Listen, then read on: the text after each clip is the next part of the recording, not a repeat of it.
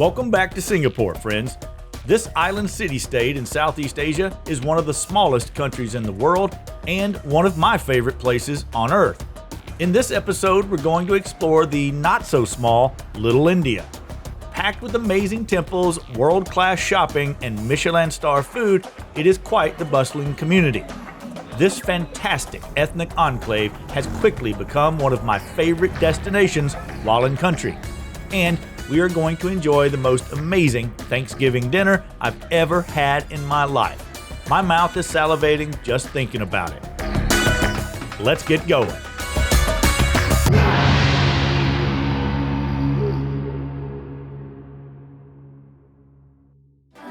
We begin our day with an early morning breakfast at the Beach Road Kitchen. Nothing special, much needed fuel for a long day ahead. Singapore literally has the cleanest and most efficient public transportation in the world. From the city center, it's a 15-minute journey north to our destination for the day, where upon arrival, we emerge into the epicenter of it all. Little India is a location that has managed to retain its unique identity without crossing the line into a full-on tourist attraction. One of the most exciting and beautiful places to visit in Singapore, the first thing to hit you is complete sensory overload. It's a lively community that has its volume set to 11 at all times. It's filled with rich spices and fresh flowers, which creates a delightful bouquet of aromas that, if I had to describe it in a single word, intoxicating. Alongside traditional spice grinders, fragrant flower garlands, and waving cat souvenirs, it's not uncommon to find a quaint temple. One of the oldest Hindu temples in Singapore, the Sri Veer, I don't think I'm going to be able to pronounce this correctly. Can we just put it on the screen? Excellent. One of the oldest Hindu temples in Singapore is dedicated to its namesake, the goddess and destroyer of evil, Kali. And like many things here, it easily coexists within the hustle and bustle of all the business surrounding it. For instance, across the street, fresh-made chapati. Another form of roti bread, chapati is made using soft dough comprised of wheat flour, salt, and water. I could make a meal out of this alone. Of course, if you forgot to bring something on this trip or wish to get lost in one of the largest discount department stores I've ever seen, you need to be right here at Mustafa Center. Open 24 hours a day, it's stocked with just about everything under the sun.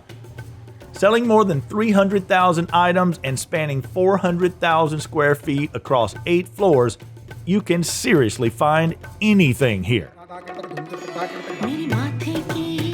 Oh, and no joke, I literally got lost here for like 45 minutes. Now, given all the aromas in the air, I'm starting to get a little hungry. What about you? But first, be sure to follow me on Instagram to see more photos from this trip. LAGNAA Barefoot Dining. LAGNAA is famous for 2 things. The second floor barefoot dining, where guests sit on the floor instead of chairs, and letting customers choose their spice level. Of course, we'll take a tourist table on the first floor. Don't judge me, I'm old and tall enough to play center for the Warriors. Opened in 2005, the genius behind this Michelin star experience, Master Chef K7. The menu has something for everyone, so don't feel overwhelmed. That said, we are lucky enough to have K7 guide us in our experience. You can taste it then. You will taste it. He's gonna give you a shot of curry. Can you name me the chili that you can easily munch? Not a problem. Like pepper? Well, I think like serrano chili would be mine. That's big. Okay. Should I do 2 then? As the food arrives at the table, the presentation is, of course, Michelin perfection. I'm keeping it simple with butter chicken, saffron rice, at chef's recommendation, and garlic naan, spice level, amateur. And friends, I'm not going to lie. Naturally sweet with the perfect amount of tomato tanginess, the freshness of the spices and yogurt marinade, my God, This is unequivocally the most ridiculously tasty meal I've ever had the pleasure to consume. Oh, wow.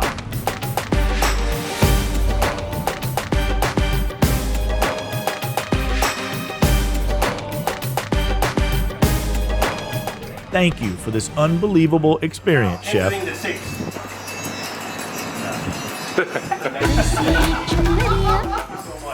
My name is Mike Johnston, and this has been another entry in my Singapore travel diary.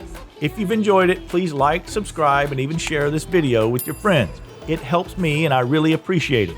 Also, this video is just one entry for Season 2 of my online travel diary series, with the entire season dedicated to my time in Singapore. So be sure to watch my other videos from Singapore, linked here, as well as take a look at Season 1, which includes destinations in Europe and the US. Thank you for watching, and I'll see you next week with an all-new diary entry.